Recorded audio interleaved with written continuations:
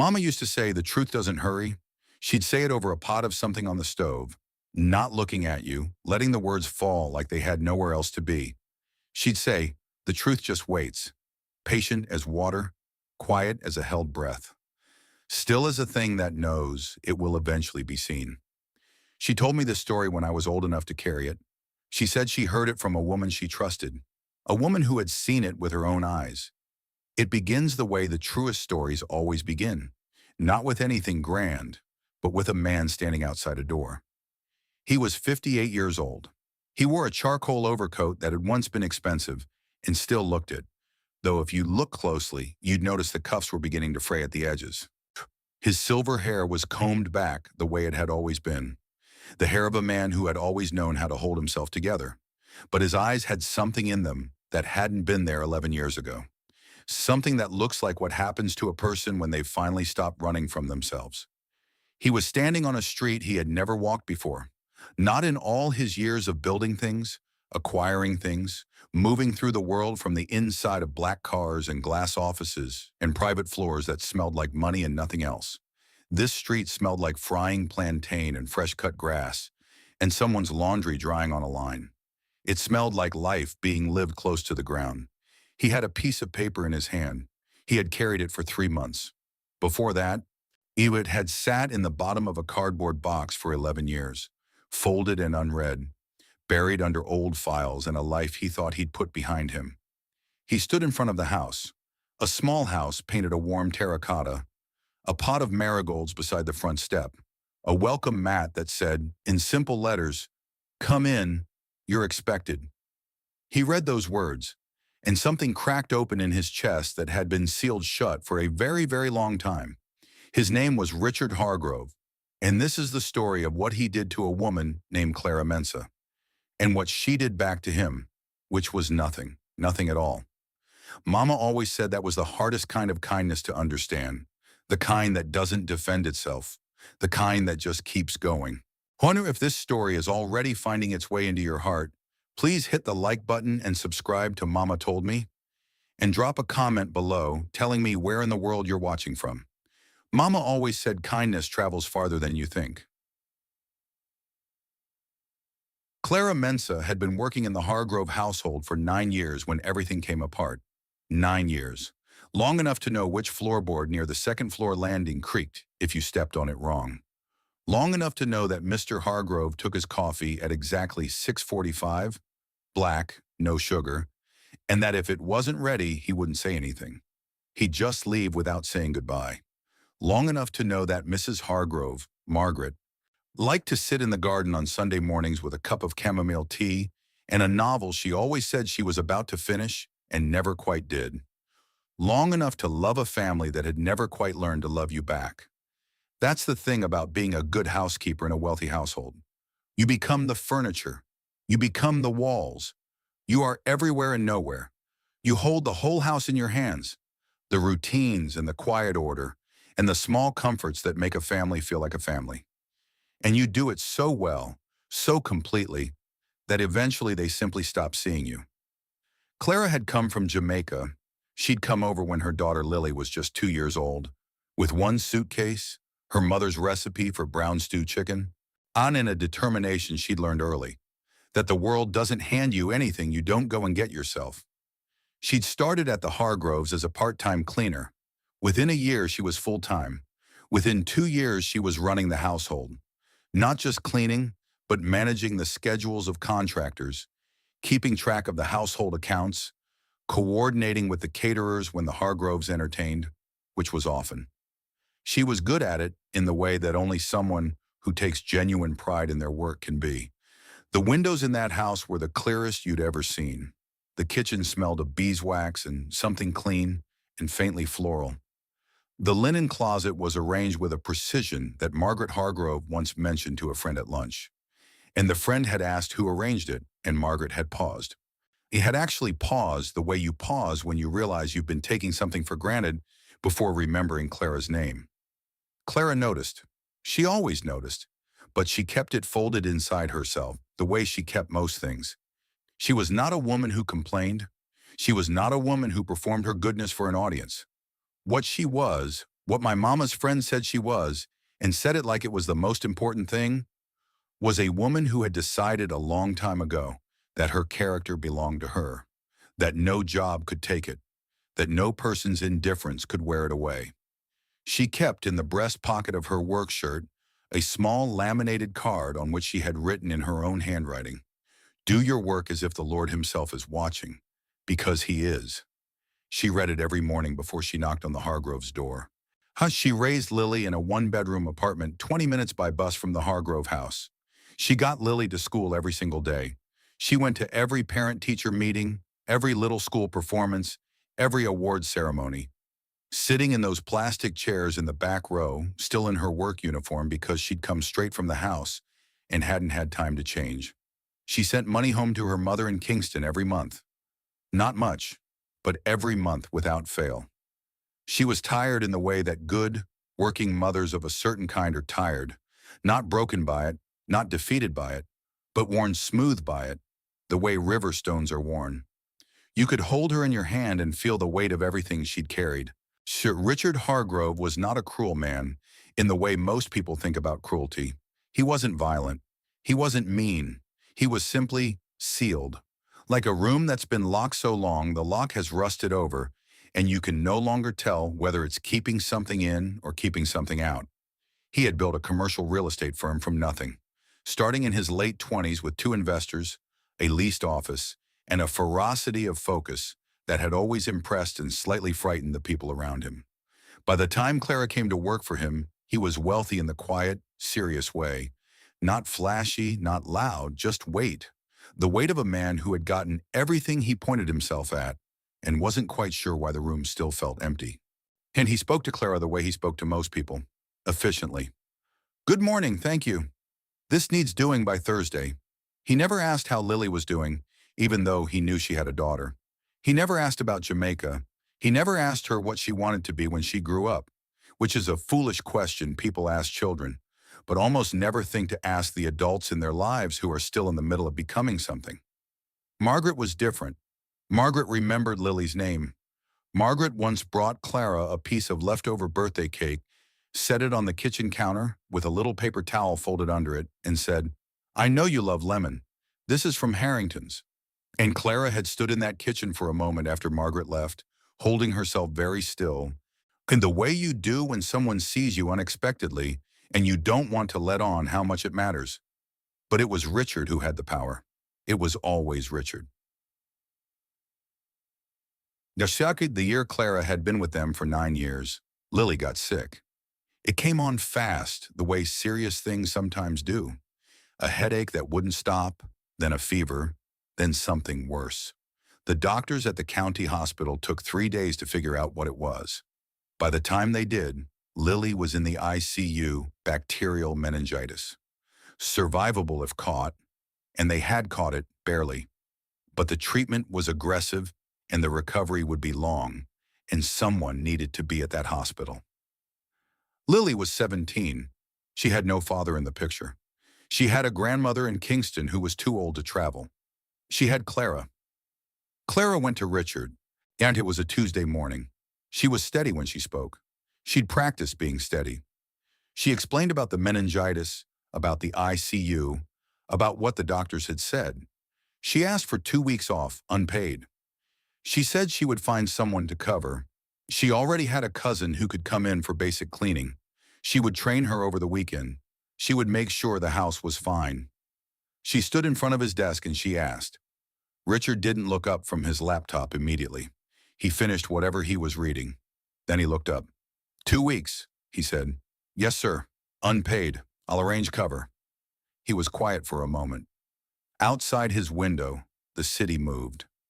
Someone's phone rang somewhere in the building. The refrigerator hummed in the kitchen down the hall. That's going to be very disruptive, Richard said. Clara said, eat very carefully. Sir, my daughter is in intensive care. I understand that. I'm just saying, we have people coming at the end of the month. The Whitfields. Margaret's been planning this dinner for 6 weeks. She stood there. She was very still. She had been practicing stillness for her whole life. I'll do what I can, she said, but I need to be with my daughter. He looked at her for a long moment. Something moved across his face that she couldn't quite name. Not quite guilt, not quite discomfort. Something that looked like a man who had been caught between two versions of himself and was choosing the one that asked less of him. "I'll need to think about whether we can accommodate this," he said, and he looked back at his laptop. Clara nodded once. She walked out of the study. She went to the kitchen, one where she stood at the sink for 3 full minutes, looking out at the back garden. Margaret's roses were just beginning to bloom, orange and cream, the kind that smell like something you half remember from childhood. She breathed in. She breathed out. She went back to work. That evening, when she came to collect her things from the utility room, she found an envelope on the kitchen table with her name on it. She opened it. It was a letter of termination, effective immediately, 2 weeks' pay enclosed. At the bottom, in Richard's handwriting, a single line: "Please return your key." Clipped to the letter was a second piece of paper, an invoice from the household account, $350 for a set of crystal wine glasses listed as damage. Clara had never touched those glasses. She barely even cleaned that cabinet. It was one of Margaret's private things. But the invoice had her name on it, written in ink in what looked like Richard's hand. She stood in that kitchen for a very long time. Outside, it had started to rain, the kind of steady city rain that falls without drama, just quietly and relentlessly, making the world feel smaller. She thought about the 9 years. She thought about the floorboard that creaked. She thought about the lemon cake on the paper towel. She thought about Lily in a hospital bed 20 minutes away, with machines breathing for her. She thought about what she knew, because Clara knew something. She had known it for almost 2 years. Had known it the way you know a thing you weren't supposed to see. Star that arrived in front of you by accident, and that you'd been carrying quietly ever since. She had seen Richard Hargrove. She had seen him in the parking garage of a hotel downtown, coming out of an elevator with a woman who was not Margaret. Clara had been there to drop off Margaret's car for a charity event Margaret was attending in the same hotel. She had pressed herself back into the shadow of a concrete pillar. She had watched him laugh at something the woman said, his hand at the small of her back, easy and unguarded, more unguarded than she had ever seen him be with Margaret or with anyone. She had walked to the elevator and gone up to find Margaret. She had not said a word. For 2 years, she had not said a word. She had told herself it was not her business. She had told herself that Margaret deserved to know, and also that the knowing would destroy something, and that destruction was a fire she had no right to start. She had told herself 100 things in the quiet, practical back room of her conscience. What she had never told herself was that the knowledge was leverage. She had never, not once, thought about it that way. But she thought about it now, standing in that kitchen, with the termination letter in her hands and the false invoice with her name on it, the rain coming down outside and Lily in the ICU. She could call Margaret. She had Margaret's personal cell number. She'd had it for years for household emergencies. She could call Margaret right now. She could tell her exactly what she'd seen in that parking garage. She could tell her about the invoice, the false accusation. The 9 years of faithful service ended with a note about crystal glasses she'd never touched. She could make a case that would end Richard Hargrove's marriage, possibly more than that. She stood there. She thought about it for a long time. Then she put the letter in her bag. She put the invoice in her bag. She took her key from her keychain and set it on the kitchen table. She got a piece of paper from the drawer where she'd always kept a notepad. White paper, slightly expensive, Hargrove household stationery. She sat down at the kitchen table and she wrote. She wrote, "Dear Mr. and Mrs. Hargrove, I'm sorry I wasn't able to give more notice. I hope the family manages well. Mrs. Hargrove, thank you for the lemon cake and for always remembering. I hope your roses do beautifully this summer. The key is on the table. God bless you all. Yeah, Clara Mensa." She set the note beside the key. She picked up her bag. She walked out of that house for the last time, into the rain, and went to the hospital to be with her daughter. Mama said her friend stopped right there in the telling, stopped and sat back, and was quiet for a moment the way you are quiet when a story needs to breathe. And then the friend said, she had the power to destroy him. She had everything she needed right there in her hands, and she walked away from it. Not because she was weak, Not because she was afraid, because it wasn't who she was. Mama said that was when she understood the story, not the ending of it, the heart of it. She said a person who chooses kindness when cruelty would cost them nothing. That's goodness as performance. You can see that anywhere.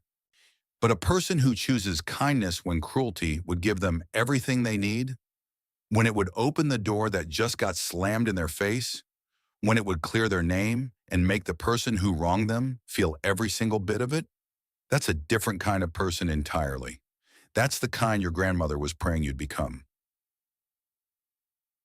Getley survived. It took 11 days in the ICU and 7 more in a regular ward and 6 months of slow, grinding recovery. It took Clara working 3 cleaning jobs simultaneously: a hotel on Tuesday and Thursday mornings, a dental office on weekday evenings, a family in the suburbs on Saturday afternoons, to keep the rent paid and the refrigerator stocked and the loan from her church's emergency fund repaid on time. It took every single thing Clara had, though but Lily survived. And in the surviving, in the watching her daughter come back from the edge of something, something settled in Clara that had always been restless. Some questions she'd been carrying about why she worked so hard, and for whom, and whether it added up to anything, finally quietly answered itself.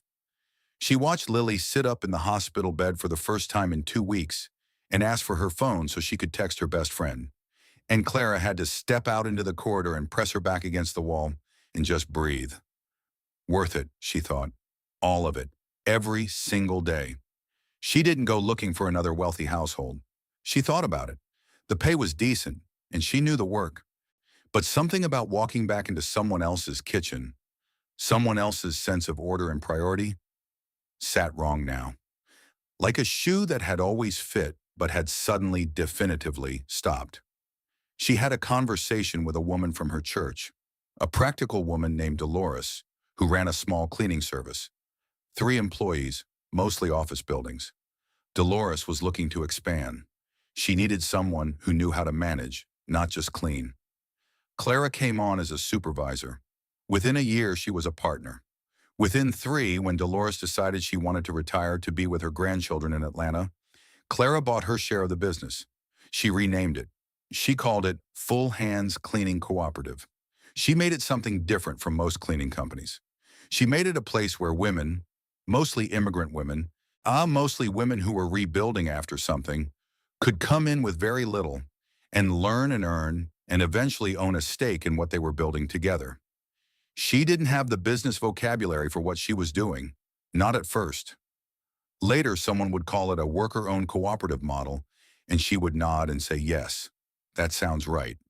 But she hadn't started from a business concept. She'd started from a feeling. The feeling was, I know what it is to be treated like furniture in a place where you're doing essential work. I know what that costs a person, and I know what it would have meant to me if even one person had looked at me and said, you matter here, not just what you do, you. Or if this story has found its way to you, make sure to subscribe and turn on notifications so you never miss a new story from Mama Told Me. Your support is what keeps these stories alive, and more of them coming your way. By the time Richard Hargrove came looking for Clara Mensa, she had 17 employees. She had a small office on the ground floor of a building 3 blocks from the apartment where she'd raised Lily. She had a waiting list of corporate clients and a framed article from the local business journal, Women Who Build 5 Entrepreneurs, Changing How We Think About Domestic Work, on the wall above her desk. She had, in the corner of her office, a lemon tree she'd been tending for 4 years. It had never produced a lemon. She watered it every day anyway, because she liked the smell of the leaves.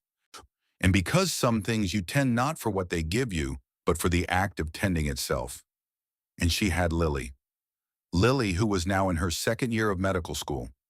Lily, who called every Sunday afternoon without fail, and who sometimes called midweek just to tell her mother something funny that had happened in a lecture, or to ask about a recipe, or sometimes just to say, Mama, I just wanted to hear your voice. Richard Hargrove had not had a good 11 years. He'd had a successful 11 years for a while. His firm continued to expand.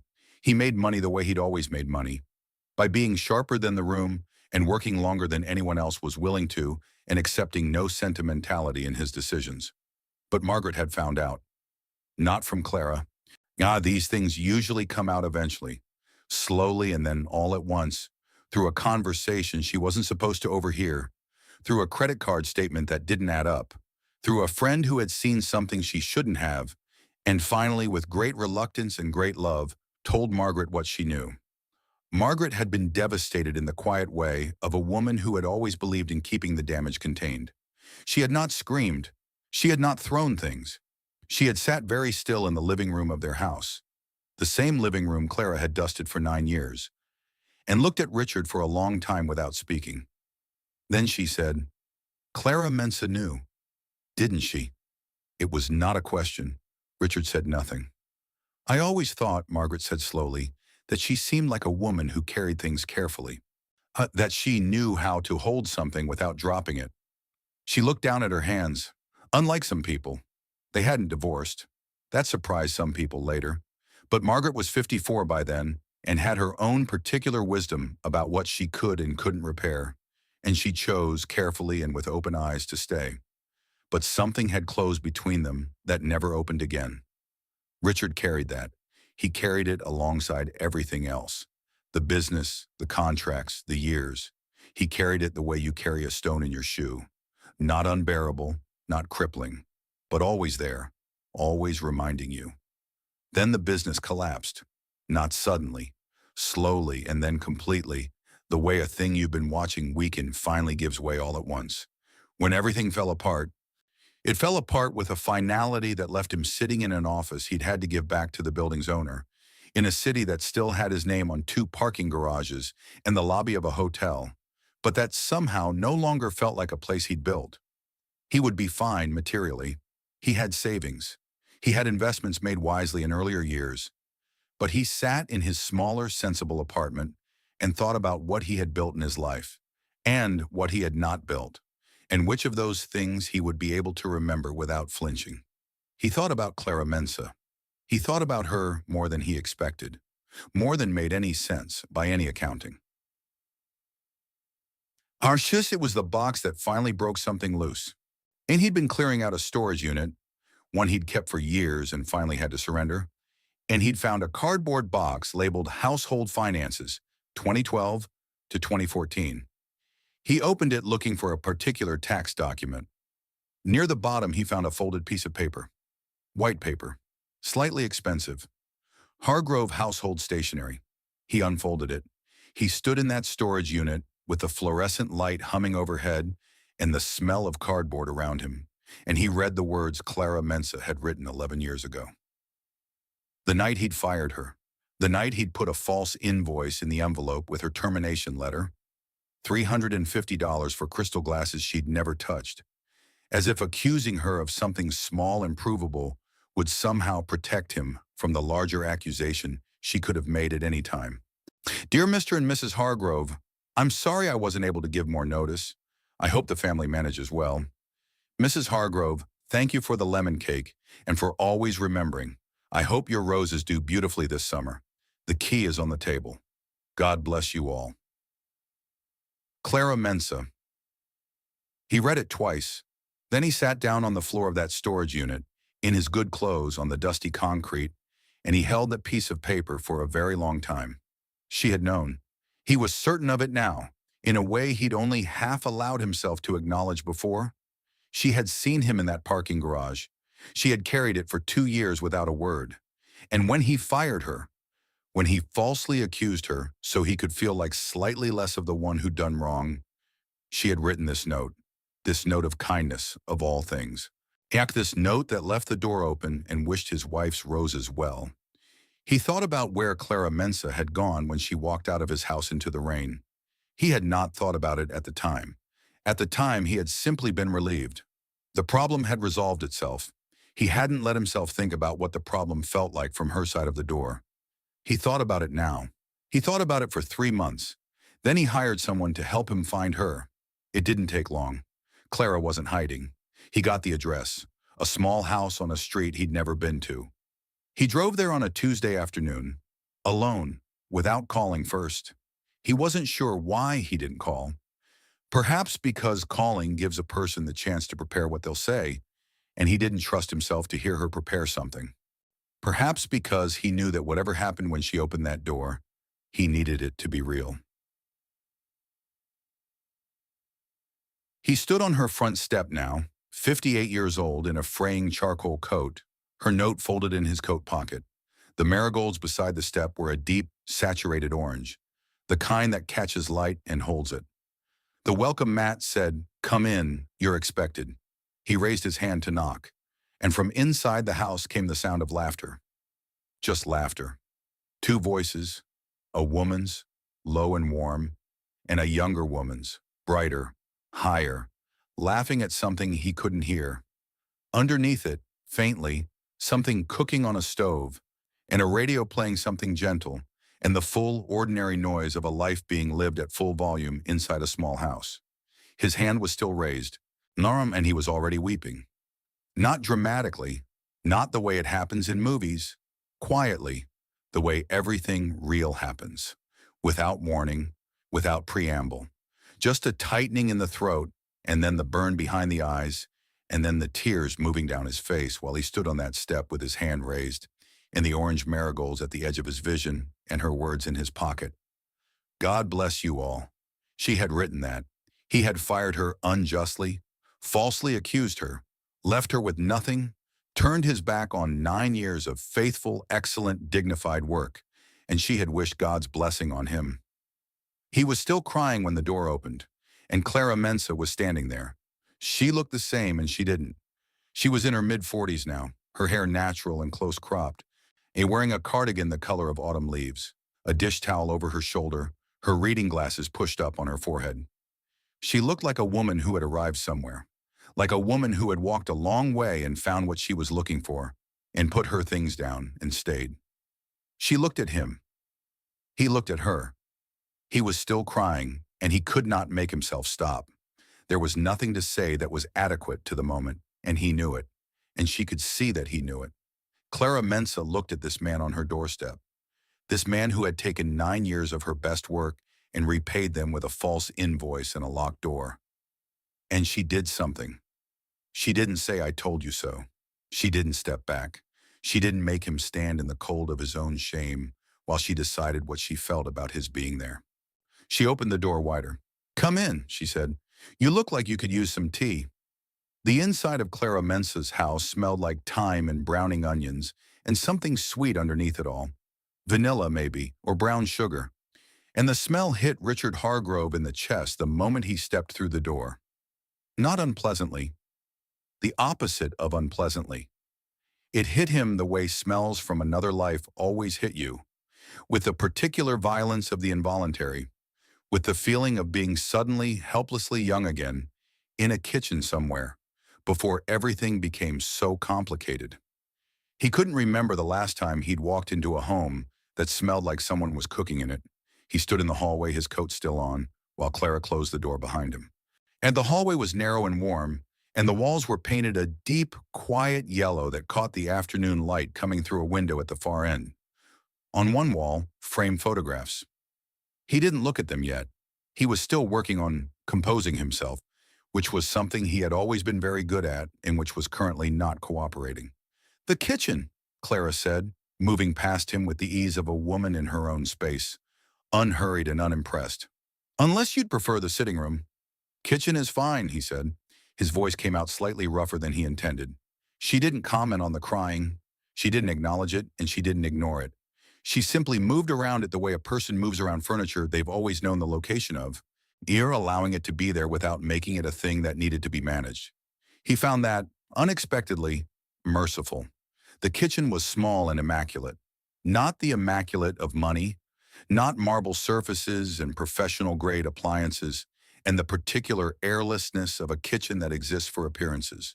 The immaculate of care, of a person who moved through their own space with attention and respect. The counters were clean. The herbs were in small labeled pots on the windowsill. Thyme, parsley, something with broad dark leaves he didn't know the name of. The dish rack beside the sink held 2 mugs and a mixing bowl, drying in exact alignment the way they would if the person who'd placed them there simply couldn't do it any other way. A pot was simmering on the stove. He looked at it. "Brown stew chicken," Clara said. We're not looking at him.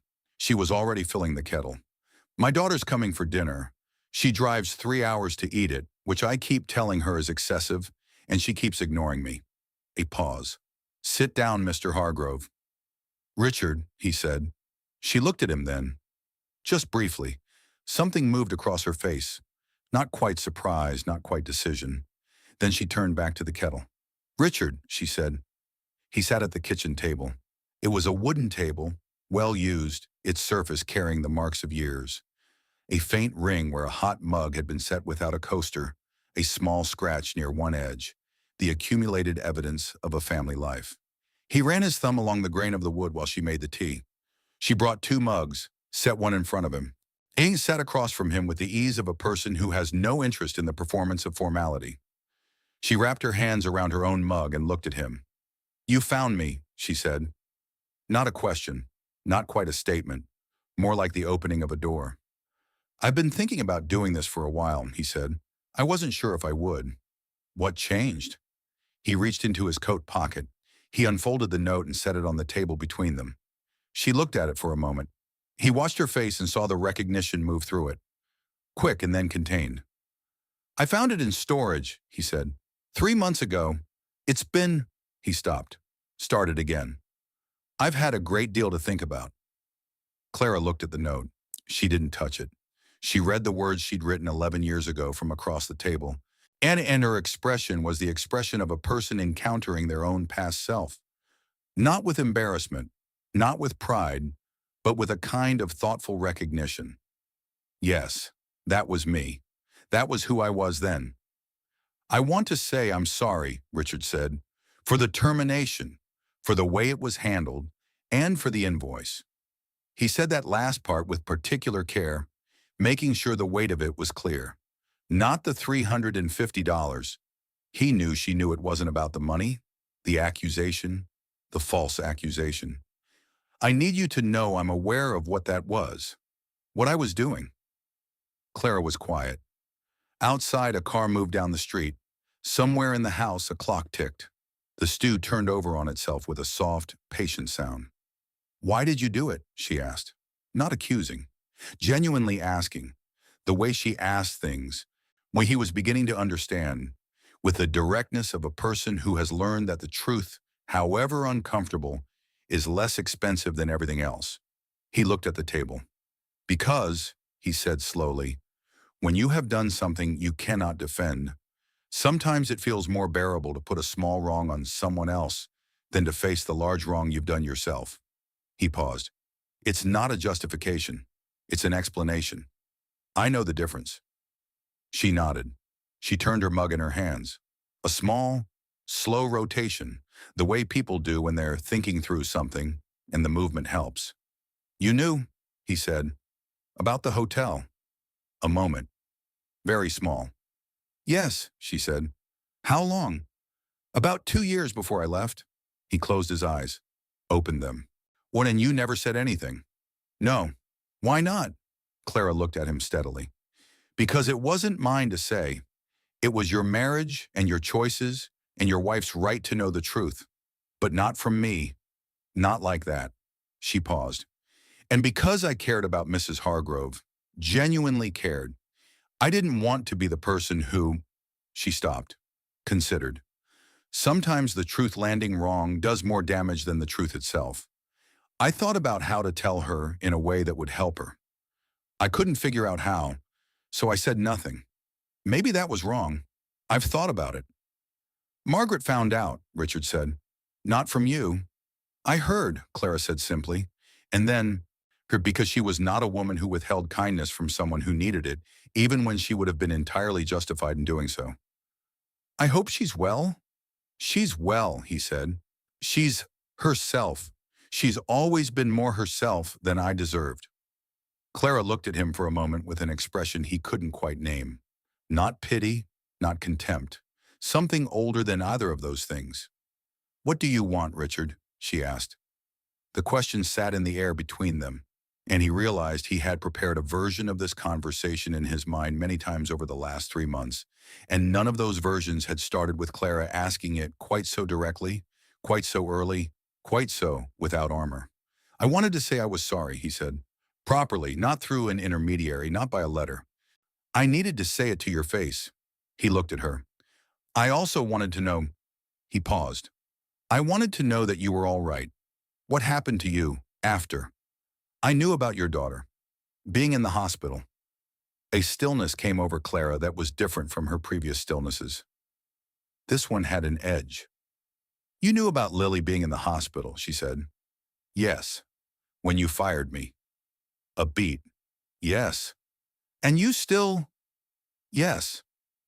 The words sat there between them, short and complete, and carrying everything it needed to carry. He didn't try to soften it or explain around it. He let it be what it was. Clara looked at the window above the sink for a moment, at the herbs on the sill, at the time reaching toward the light with the quiet persistence of a thing that doesn't know how to do anything else. She was in the ICU for 11 days, Clara said. Her voice was even, steady in the particular way of a person saying something they've said inside themselves many times before. I worked 3 jobs for 8 months afterward, paid back the church loan, kept us in the apartment. She turned her eyes back to him. Lily recovered, completely. She's in medical school. Richard absorbed this. He thought of Lily, 2 years old when Clara had arrived at his house, a child he had never once asked about, a child whose name he'd known as an abstraction, the way you know the name of a problem you've chosen not to think about. I'm glad, he said, and he meant it with a completeness that surprised him. I know you are, Clara said. I can see that. And then something remarkable happened.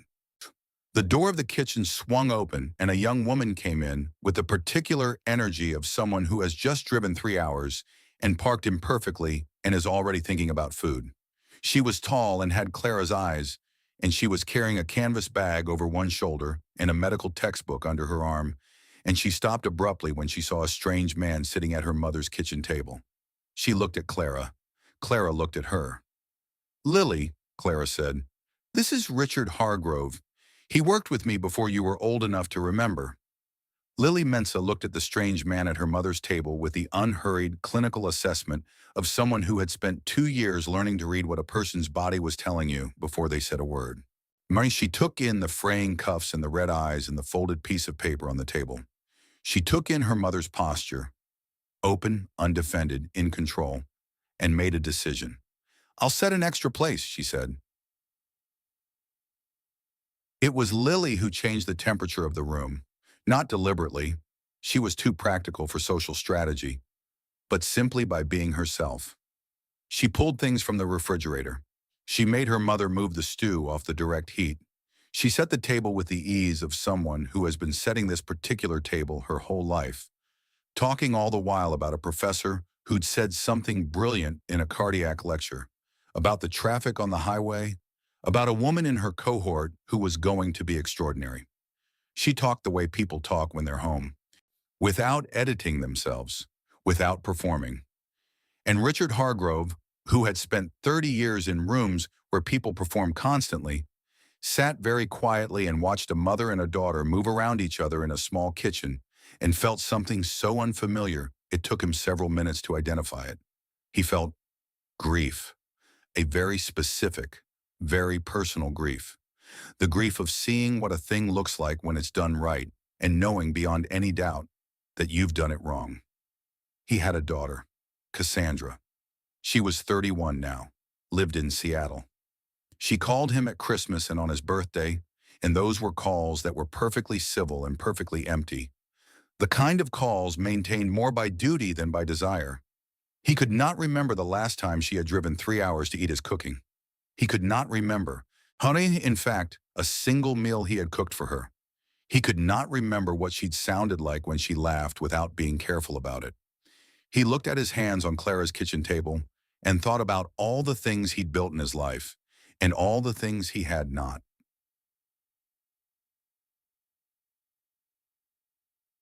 Clara served dinner without ceremony. She served it the way she did everything, with complete attention and no performance. Brown stew chicken over rice, with a side dish of something with okra and tomatoes that he didn't recognize. But that was the best thing he'd eaten in a long time. Simple food. Food that tasted like someone had been thinking about it the whole time they were making it. He ate. Clara and Lily talked, much occasionally including him with the practiced ease of women who've navigated countless situations that required them to manage an atmosphere. After a while, they stopped managing and simply included, and he found himself listening and occasionally speaking and eating and doing something he hadn't done in a long time. Just being in a room with people. Over the second cup of tea, Clara finally said what she'd been waiting to say. He could tell it was coming because she refilled his mug with a particular care. The care of someone who is making sure the conditions are right before they do something deliberate. "I didn't just survive, Richard," she said. "I want you to understand that. I'm not telling you to make you feel worse. I'm telling you because you came here to know what happened to me. And you should know all of it." She told him about Full Hands, about Dolores, about the partnership and the buyout and the 17 employees. She told him about the worker-owned model, about what she'd been trying to build. Not an empire, but something closer to an ecosystem. Women who came in with very little and left with something that was theirs. She told him about the article in the Business Journal. She told him, with a matter-of-factness that somehow made it more powerful than pride would have, about the waiting list of corporate clients. She told him about the conversations she'd had with a city councilwoman who was interested in expanding a pilot program for cooperative small businesses, and that Full Hands had been mentioned specifically. She told him, finally, about the lemon tree in the corner of her office, how she'd been tending it for 4 years, how it still hadn't produced a lemon. "Why do you keep it?" Lily asked, though her tone suggested she already knew. "Because some things you tend for the tending," Clara said, "not for what they give you. The act of showing up every day to something and caring for it, that changes you, not the tree." Richard looked at her for a long moment. Then he said something he hadn't planned to say.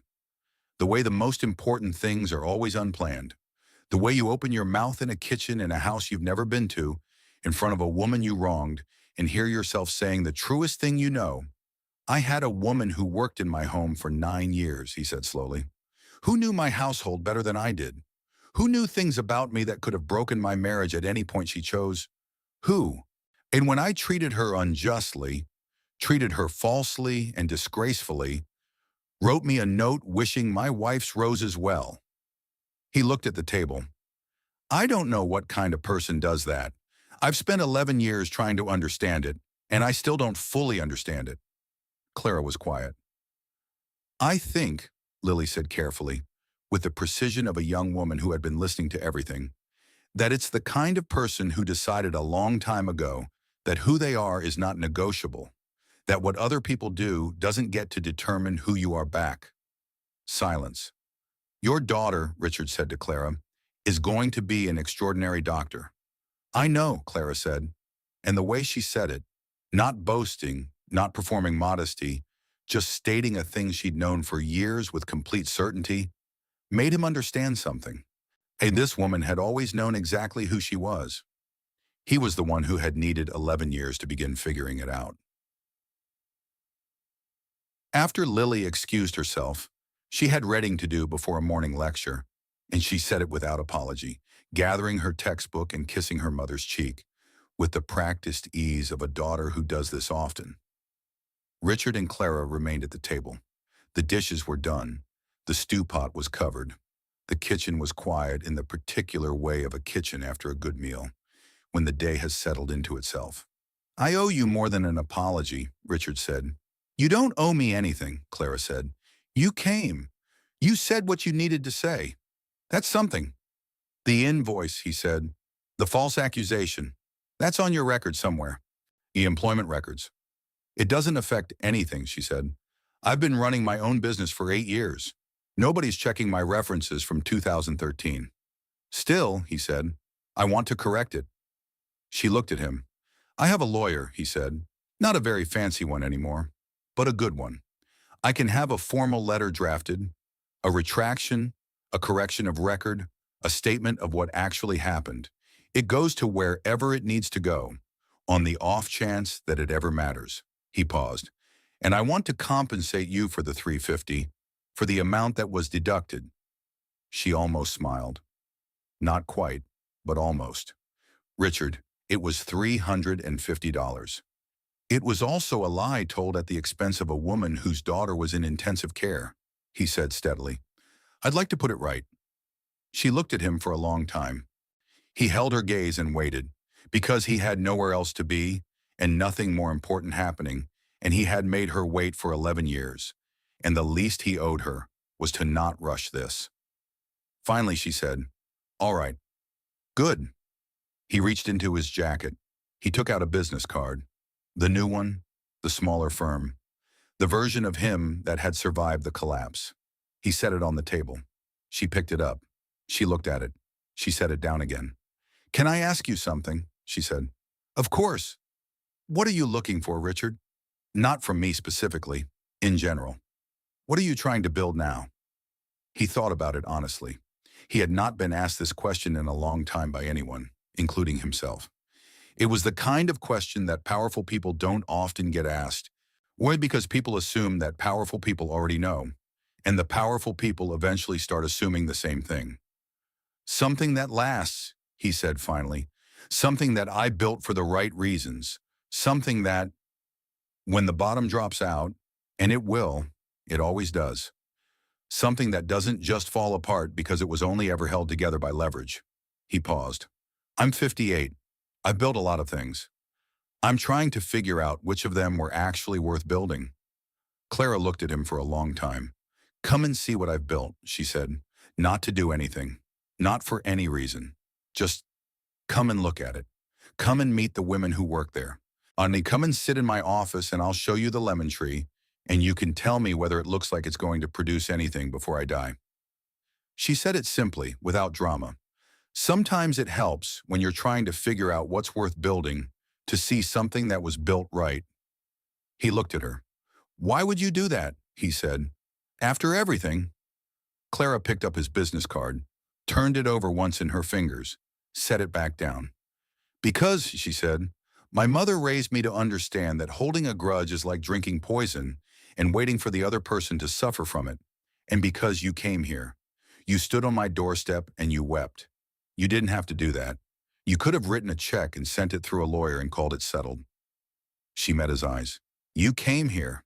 Oh, that matters, she picked up her mug. She said, in the tone of a woman changing the subject with complete authority, do you want more tea before you drive back? He did. He came to Full Hands on a Thursday. He had not told anyone he was going. He came alone on the bus, which he hadn't taken in longer than he could remember. He arrived at 10 in the morning when the office was full. Women coming and going, phones ringing, someone at the back arguing cheerfully in what sounded like Haitian Creole about a scheduling conflict. Someone else laughing at something on a screen. Clara met him at the door. She was in work clothes. Not a uniform, just practical clothes with her reading glasses on and a clipboard under her arm. Mid-morning, in the middle of a working week, she showed him everything. She showed him the office, which was small and purposeful, and had a wall of photographs.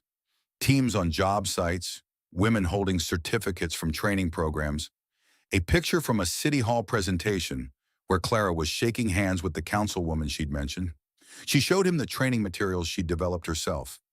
Step-by-step guides for everything from client communication to equipment maintenance to understanding a simple profit and loss statement.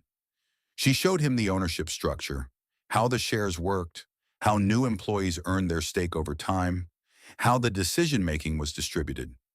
She showed him the lemon tree. It was in the corner in a large clay pot about knee height. Its leaves were a deep, waxy green. It had never produced a lemon. It was objectively a healthy, thriving, a completely fruitless lemon tree. You're going to keep it, he said. Of course, she said. He was introduced to people. A woman named Yatunde, who had come to Full Hands 3 years ago with very little English and now managed a team of 5 and was studying for her business certification on Tuesday evenings. A woman named Patricia, who had been with Clara almost from the beginning and who greeted Richard with the straightforward directness of someone who trusted Clara's judgment completely and was therefore withholding his, provisionally, until further evidence. A young woman named Sad, who was Clara's newest hire, 22 years old, who was there because Clara had met her at a community job fair and had seen something in her that Sade couldn't quite see in herself yet. Sade showed Richard her training binder with the shy pride of someone who'd recently discovered they were good at something and who hadn't known until someone told them. Richard looked at all of it. He was quiet in the way he got quiet when he was thinking seriously. Not the closed, sealed quiet of the man he'd been in his mansion, but the open, absorbing quiet of someone trying to take in more than they'd expected to find. At 12, Clara made tea in the small break room. She set a plate of biscuits on the table, and she sat across from him, and she waited. "You've built something real," he said. "Yes," she said. "You did it alone." "Nobody does anything alone," she said. "Dolores gave me a start. My church gave me a loan. The women who came when the company was small and unproven gave me their trust. My daughter called every Sunday." She paused. "But yes, I built the design." He nodded slowly. He looked at the biscuits. He looked at the lemon tree through the open door of the break room. He looked at Clara Mensa, who had written, "God bless you all" at the bottom of a termination letter, who had kept a secret that could have saved her job and chosen not to use it, who had built something beautiful in the space that he had cleared away when he pushed her out. "I want to make a donation," he said, "to the cooperative, to the training program specifically. It's the part that matters most for what you're trying to do. If women can own their skills the way they own their steak, the whole thing is more resilient." Clara looked at him.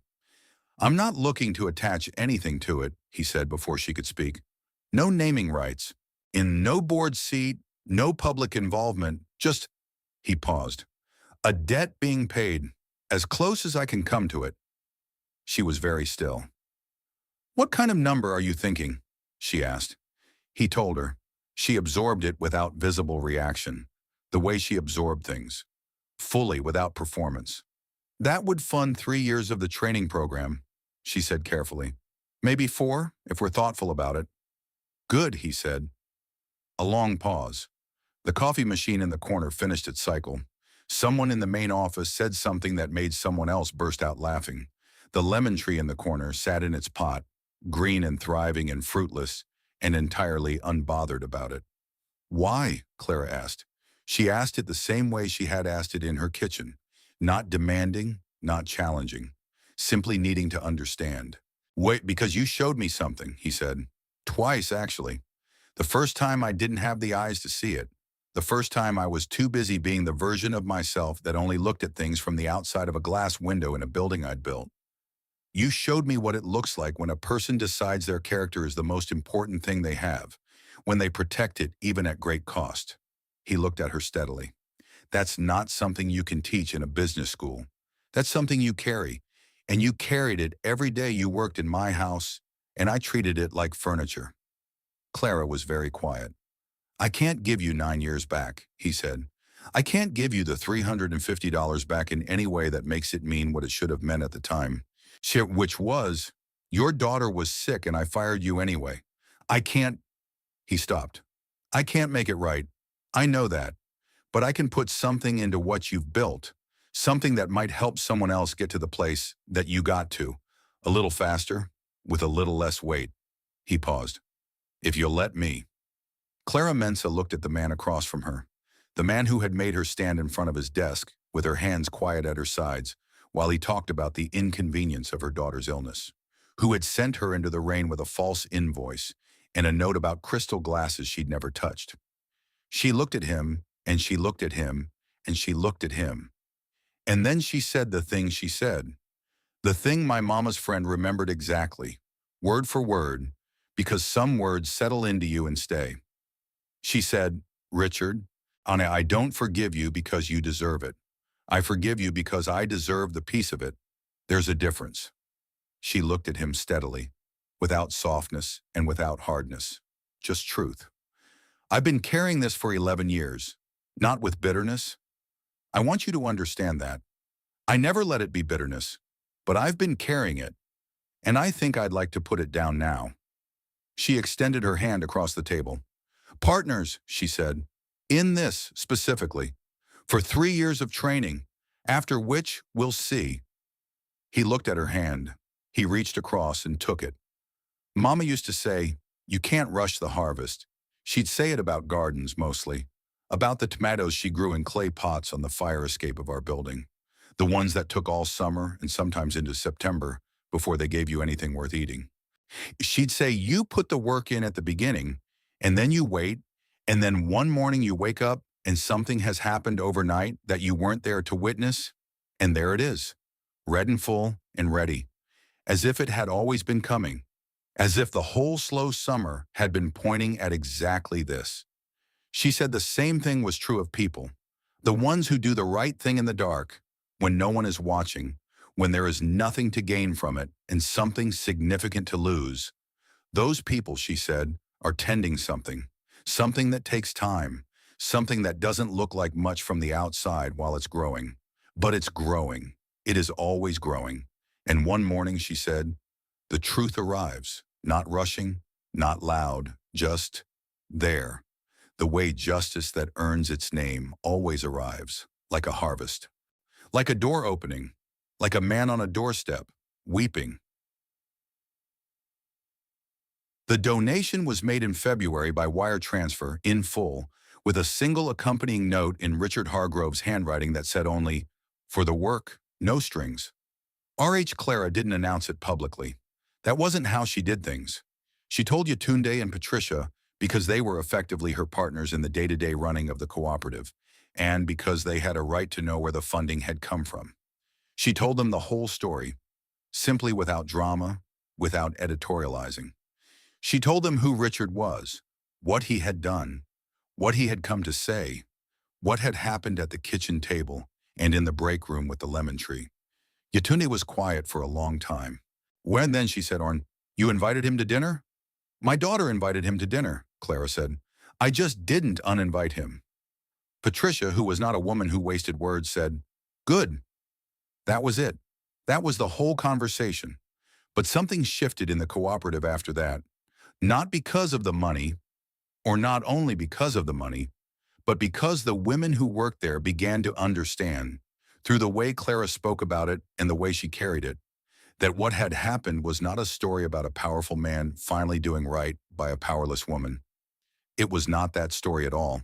It was a story about a woman who had held on to herself through everything that tried to take her from herself, and who had come out the other side not just intact, but more than she'd been before. More than anyone who dismissed her had imagined she could become, and who had, in the end, allowed the person who'd wronged her to participate in something good. Not because he deserved it, but because she had decided that her goodness would not be rationed by other people's failures. Said, the youngest employee, said something about it once that stayed with everyone who heard it. She said, so she didn't win because he came back. She'd already won. He came back because she'd won. Clara, who overheard this from the doorway of her office, did not correct her. She went and watered the lemon tree instead. It was March when the lemon tree bloomed. Not fruit, not yet, but blossoms. Small, white, waxy blossoms that appeared over 3 days, quiet and determined, filling Clara's office with a smell so clean and sweet and startling that Yetunde stood in the doorway for a full minute the first morning, not saying anything, just breathing. Clara didn't make a fuss about it. She noted it the way she noted important things, with a full private attention that didn't require an audience. She looked at the blossoms for a long time. She thought about what her mother used to say about waiting. She thought about the 9 years in that house. She thought about the night she walked out into the rain. She thought about Lily in the ICU. She thought about 3 cleaning jobs running simultaneously and church loans, and a woman named Dolores who had seen something worth seeing. She thought about a folded piece of white paper on a kitchen table, and she felt something she hadn't quite felt before. Not triumph. She had never needed triumph. Not vindication. She had never been waiting for it. Something quieter, something that doesn't have a clean name in English, but that her mother would have recognized immediately, would have nodded at, would have said, yes, that. That's the thing I was trying to tell you. The feeling of having lived something all the way through. of having been the same person at the beginning and at the end. Lily heard the lemon tree story on Sunday.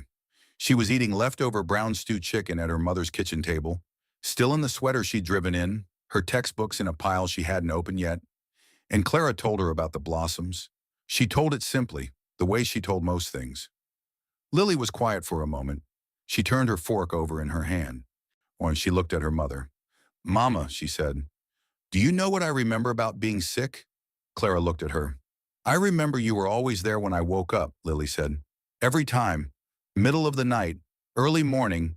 Every single time I opened my eyes, you were in that chair, or you were standing at the window, or you were coming through the door, like you had some kind of alarm in your body."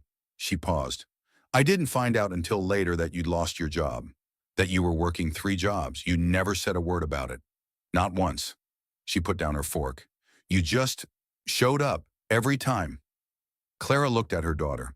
She thought about what she might say, about all the things a mother could say in this moment. The practical things, the emotional things, any of the things that explain themselves and the things that don't need explaining. She said, "How is the chicken?" Lily laughed. The kind of laugh that comes from somewhere deep and real, from a whole history between two people, from years of a particular kind of love that doesn't need to make speeches about itself. "It's perfect," Lily said. "It's always perfect." Richard Hargrove came to Full Hands twice more that spring. He came on his own without announcement, just a text to Clara the morning before, asking if it was a good time, and Clara texting back either yes or Thursday is better. He sat in on a training session once, at the back of the room quietly, with his coat folded on his lap. Hane watching Yetunde walk 6 women through a module on client communication and professional boundaries, and how to handle a situation where a client treats you as less than. He didn't say anything during the session. Afterward, he told Clara it was one of the best constructed training sessions he'd ever seen, in any context, and he'd sat in on boardrooms of Fortune 500 companies. He said it plainly, without flattery. He said it the way someone states something they've assessed and found to be true. Clara said thank you and meant it. He also had a conversation with Sade, not arranged, just one of those conversations that happens when 2 people end up near the same coffee machine and one of them asks a question. Sade told him she was thinking about eventually starting her own branch of the cooperative, in the neighborhood where she'd grown up, where there was nothing like it. Richard listened carefully. He asked 3 questions, each one practical, each one the kind of question that helps a person think more clearly about what they actually want. He didn't offer money. He didn't offer to make calls. He just asked questions and listened to the answers. And Sad told Yetunde later that it was the first time she could remember an older businessman treating her ideas like they were real. Yetunde told Clara. Clara filed it away in the quiet place where she kept the things that meant more than she would say out loud. The formal correction of record arrived by registered mail in late April. A letter on law firm stationery, precise and thorough, stating unequivocally that the invoice previously submitted against Clara Mensa's employment record during her tenure at the Hargrove household was the result of an administrative error and did not reflect any actual claim against her conduct or character. Enclosed was a check for $350 and a separate personal note from Richard, 3 sentences long, that said simply, "This should have never existed. I'm sorry it does. The letter is yours to use however you need." Clara read the letter. She read the note. She put both in the filing cabinet in her office, in the folder she kept for important documents. She put the check in the bank. She used it to buy 3 new sets of equipment for the training program. She didn't tell anyone why the budget had a small, unexpected surplus that month. Some things don't need a story attached to them. Some things can just be useful. The city program came through in May.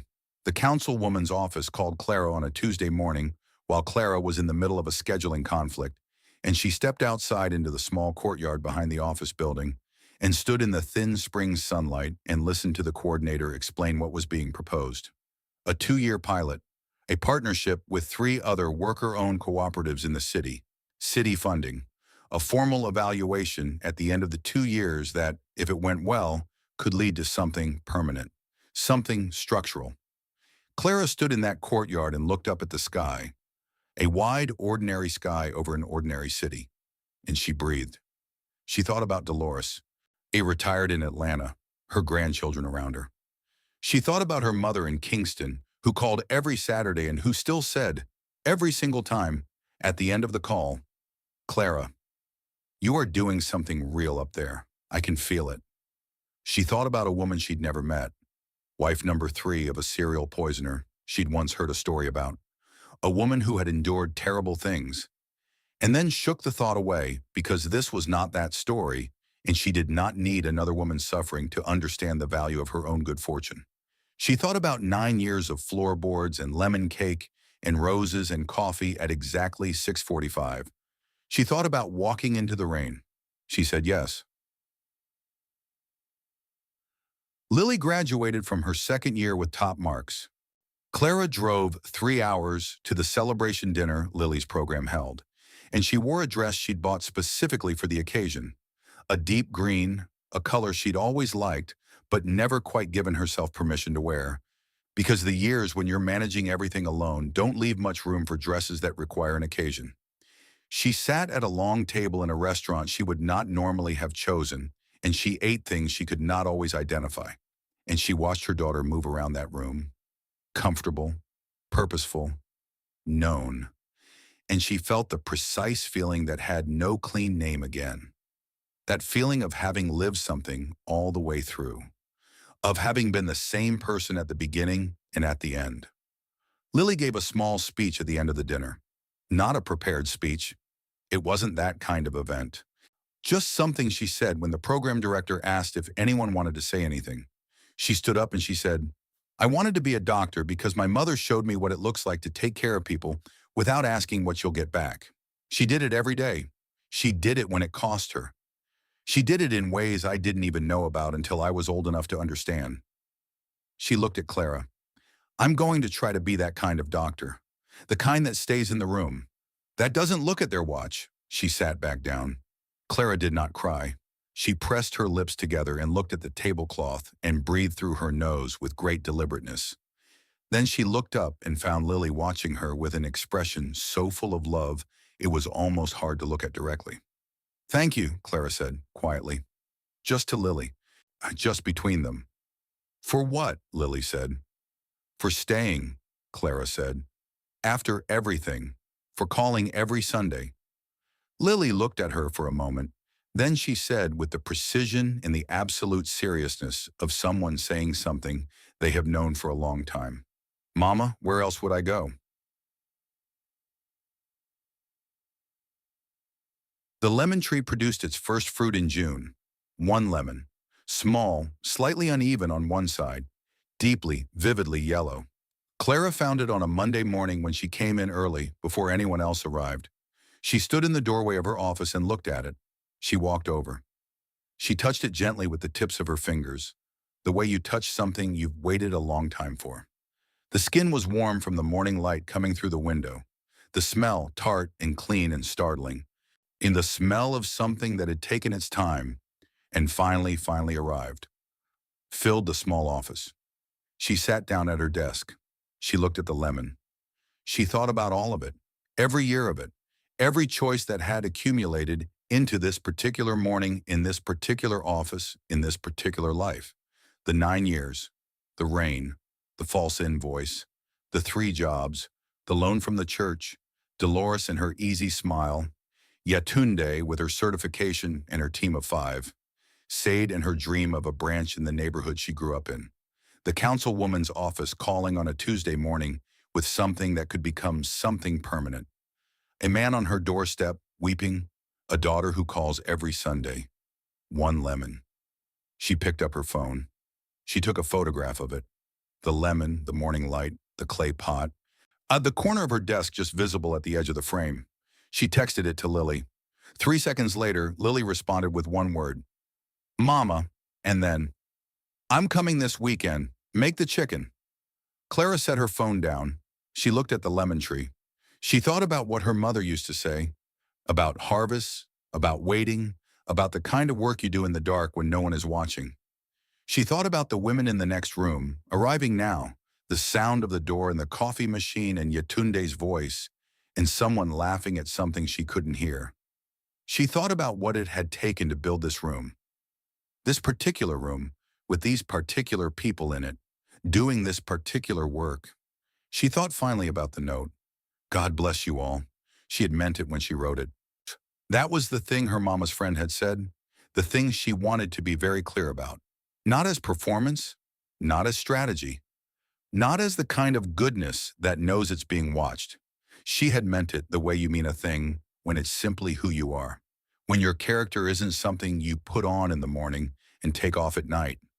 When it's just the temperature of you, the thing underneath everything else, the thing that holds when everything else is tested. That's what Mama always said she was trying to raise.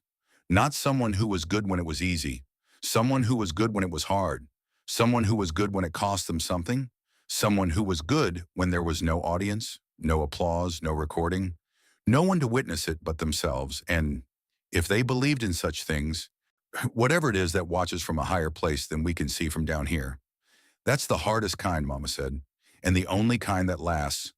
I'll tell you how it ends. Not with a grand gesture, not with a newspaper story or a ribbon cutting or a moment that announces itself as the moment. The ending of a real story is always smaller than you expect. It's always a kitchen table and a cup of tea and someone who stayed. Richard Hargrove came to the cooperative's first anniversary event, a small gathering, nothing fancy, held in the courtyard behind the office on a warm June evening. Clara had strung lights. Someone had brought food.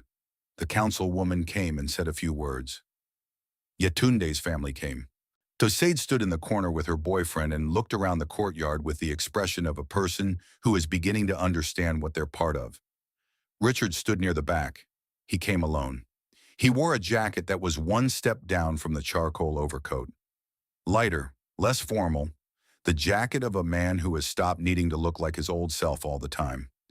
Clara saw him when she was circling the room. She made her way to him. He said, "The lemon tree. Did it produce anything?" She reached into the canvas bag she was carrying. She took out a small jar, white label, handwritten in her careful script. Lemon curd, Full Hands Cooperative, June. She held it out to him. He took it. He looked at it for a long time. Then he looked at her. "Clara," he said. He said it the way you say a name when you mean it as more than just a name. When you mean the whole person. When you mean everything you've come to understand about someone that you didn't understand before. "Don't," she said, not unkindly. "There's nothing left to say. It's all been said." He nodded. "Come and get some food," she said. "Yatunde made her jollof rice, and she'll be offended if you don't try it."